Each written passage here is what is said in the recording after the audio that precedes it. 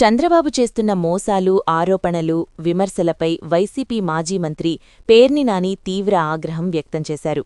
ఈ సందర్భంగా ఆయన మీడియాతో మాట్లాడుతూ, కేంద్ర ప్రభుత్వం ఆదేశాల మేరకు ప్రతి రాష్ట్రంలో ల్యాండ్ టైటిలింగ్ విధానం కొనసాగాలని సూచించిన నేపథ్యంలో అప్పటి జగన్మోహన్ రెడ్డి ప్రభుత్వం భూ సర్వే నిర్వహించింది. అయితే ఈ ల్యాండ్ టైటిలింగ్ను టీడీపీ రాజకీయంగా వాడుకోవడమే కాకుండా జగన్మోహన్ రెడ్డి ప్రభుత్వంపై ప్రజల్లో చెడు అభిప్రాయం కలిగేలా రాజకీయ ప్రచారం చేసింది. ఈ క్రమంలో జగన్మోహన్ రెడ్డి ఓడిపోవడం, టీడీపీ అధికారంలోకి రావడం జరిగిందన్నారు. ల్యాండ్ టైటిలింగ్ యాక్ట్ మంచిది కాదని, మీ భూములను దోచుకోవడానికి జగన్మోహన్ రెడ్డి ఈ యాక్ట్ తీసుకువస్తాన్నాడంటూ చంద్రబాబు, ఆయన తనయుడు లోకేష్, పవన్ కళ్యాణ్లు తీవ్ర ఆరోపణలు చేశారు. పలు సమావేశాల్లోనూ బహిరంగ వేదికలపైన ల్యాండ్ టైటిలింగ్ యాక్ట్పై దుష్ప్రచారం చేశారు. దీన్ని బూచీగా చూపుతూ జగన్మోహన్ రెడ్డిని ఎంత తిట్టాలో తిట్టారు, ఎంతలా విమర్శల పాలు చెయ్యాలో అంతలా చేశారు. ల్యాండ్ టైటిలింగ్ యాక్ట్పై ఎల్లో నేతలు చెప్పిన అబద్ధాలను ప్రజలు గుడ్డిగా నమ్మేశారు. వీళ్ల అబద్ధాలు వినే ముందు తమ భూములకు సంబంధించిన పత్రాలన్నింటిపైనా సర్వం హక్కులున్న భూ యజమానులు కొద్దిగా ఆలోచన చేసి ఉంటే బాగుండేది. నా వద్ద 10 రూపాయల నోటు నా వద్ద ఉంచుకుంటే నాది అవుతుంది. అదే 10 రూపాయల నోటును మరొకడికి ఇస్తేనే మరొకడిది అవుతుంది కదా. అలాంటప్పుడు నా భూమిని జగన్మోహన్ రెడ్డి ఎలా తీసుకుంటారు అనే చిన్న లాజిక్ను తెలుసుకుంటే ల్యాండ్ టైటిలింగ్ యాక్ట్ ఇంతలా వివాదాస్పదమయ్యేది కాదని వివరించారు. జగన్మోహన్ రెడ్డి ప్రభుత్వంలో ల్యాండ్ టైటిలింగ్పై ఏవైతే నిందలు, ఆరోపణలు చేసి మాట్లాడారో ఇప్పుడు వాటినే అనుసరించడం సిగ్గుననిపించడం లేదా అంటూ పేర్ని నాని ధ్వజమెత్తారు. ల్యాండ్ టైటిలింగ్ ప్రక్రియలో భాగంగా చేసిన భూముల సర్వేలో మజమానుల భూములను దోచేస్తున్నాడని, సర్వే రాళ్లపై జగన్మోహన్ రెడ్డి బొమ్మను వేసుకోవడమే కాదు, తరువాత మీ భూములను లాగేసుకుంటాడని దుష్ప్రచారం చేశారని పేర్కొన్నారు. సర్వే రాళ్లపై జగన్ బొమ్మ ఉన్నంత మాత్రాన భూములు ఎలా లాగేసుకుంటారు? సర్వే రాళ్లను మా ప్రభుత్వమే ఉచితంగా ఇస్తే అదే రాళ్లపై రంగులు వేసేయడం, పాత గుర్తులు లేకుండా చెక్కేయడం వంటివి చేసి బిల్డప్లు ఇవ్వడం ప్రజలు చూస్తున్నారని అన్నారు. ఏమంటాడు, ఫోన్తో స్కాన్ చేసి చూసినా మీకు తెలిసిపోతుంది. క్యూఆర్ కోడ్ పెట్టాం, లింక్ డాక్యుమెంట్లు వచ్చేలా చూస్తాం. సర్వే రాళ్ల మీద జగన్ ఫోటోలు పెట్టారు. మేమిచ్చే పట్టాదారు పుస్తకం ఎవరు ట్యాంపరింగ్ చేయలేరు. ఎవరైనా ట్యాంపరింగ్ చేయలేరంటాడు, చేస్తే కఠిన చర్యలు అంట. అసలు మీ మాటకి మీకే నమ్మకం ఉండదు. మీ మీద మీకు నమ్మకం ఉండదు. చంద్రబాబు నాయుడు గారు మీరేమంటారో పక్కన, నేను ఇచ్చే ఈ పట్టాదారు పాస్ పుస్తకాన్ని ఎవడు భూమి మీద ఎవడు ట్యాంపరింగ్ చేయలేరంటారు. మళ్ళీ అంటారు ఎవరైనా ట్యాంపరింగ్ చేస్తే కఠినంగా శిక్షిస్తానంట.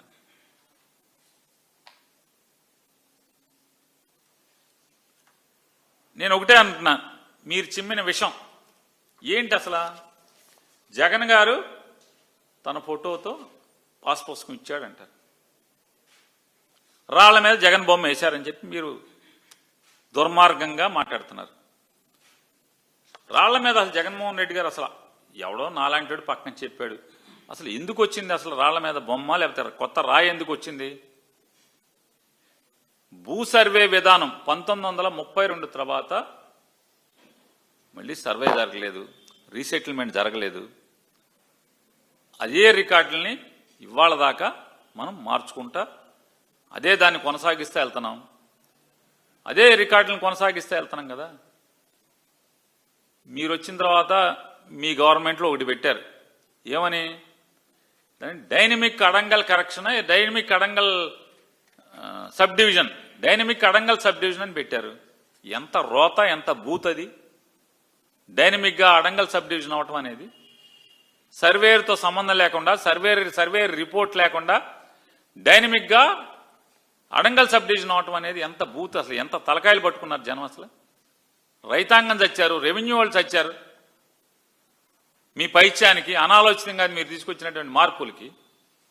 ఇవాళ జగన్మోహన్ రెడ్డి గారు ఏం చెప్పాడు? పాత రీసెటిల్మెంట్ ప్రకారం, పాత రీసెటిల్మెంట్ 1932లో చేసినటువంటి రీసెటిల్మెంట్ ప్రకారం, సర్వే ప్రకారం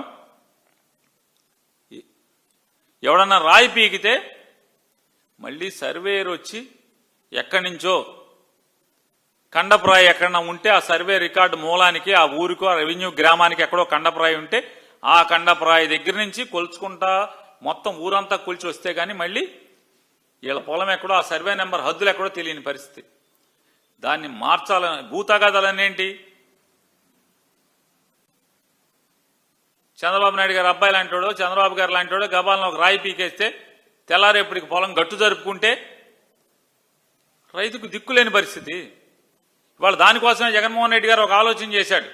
ఏ పరిస్థితుల్లో రైతు ఇబ్బంది పడకూడదు, భూ యజమాని ఇబ్బంది పడకూడదు. సర్వే నెంబర్ ఎక్కడైతే అక్కడ చికాకు అంటే ఏ ఇబ్బంది లేకుండా సెల్ ఫోన్ తీసుకెళ్తే సర్వే నెంబర్ తెలియాలి. రేఖాంశాలు అక్షాంశాల ఆధారంగా అంటే లాంగిట్యూడ్ లాటిట్యూడ్ ఆధారంగా భూ సరిహద్దులు మార్క్ చేయాలి. అది ప్రపంచవ్యాప్తంగా అద్భుతమైనటువంటి ఒక ప్రక్రియ. దాన్ని భారతదేశంలో తొలిసారి తీసుకురావాలనుకున్నాడు.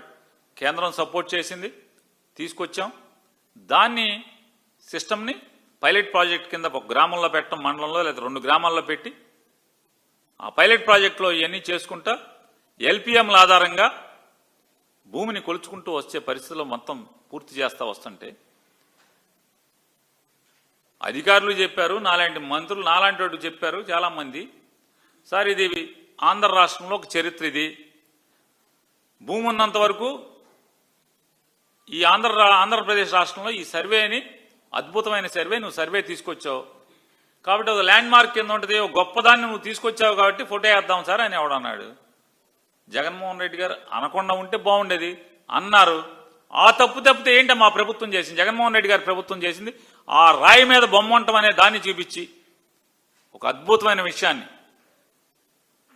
భూ యజమానికి రైతాంగానికి గొప్ప వరంలాగా మారినటువంటి ఆ సర్వే వ్యవస్థని మీరు దాన్ని అల్లరల్లరి చేశారు. ఇవాళ మీరేం చేస్తున్నారు? అదే సర్వేని కదా, అదే సిస్టమ్ కదా. జగన్మోహన్ రెడ్డి గారు తీసుకొచ్చినటువంటి కొంత ప్రక్రియ మొదలుపెట్టి నడిపినటువంటి 2024 దాకా నడిపిన ప్రక్రియే కదా సర్వేలో ఈ రోజుకి మీరు కొనసాగిస్తున్నారు. ఆ రోజు ఏం చెప్పారు? రద్దు చేస్తామని చెప్పారు ఎలక్షన్ ముందు.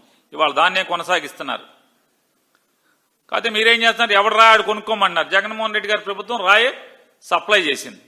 వాళ్లే ప్రభుత్వమే బాధ్యత తీసుకుని నీ సరిహద్దు ఇక్కడ అని చెప్పని ప్రభుత్వం బాధ్యత తీసుకుంది. నీ పొలానికి సరిహద్దు ఇక్కడ అని చెప్పే బాధ్యతను తీసుకుని ఇచ్చింది. జగన్మోహన్ రెడ్డి గారు బొమ్మ వేయటమే తప్పు అయితే అసలు చంద్రబాబు నాయుడు గారు మీరు రామారావు గారిని పడేశాక ఎన్నిటి మీద కుల సర్టిఫికెట్ మీద ఈ సేవ అనేది పెట్టి కుల సర్టిఫికెట్ మీద మీ ఫోటో ఉండేది ఉంటే మళ్ళీ క్లీన్ చేయించా. ఈరోజు 17,000 గ్రామాల్లో ఈ కార్యక్రమాన్ని స్టార్ట్ చేశాం.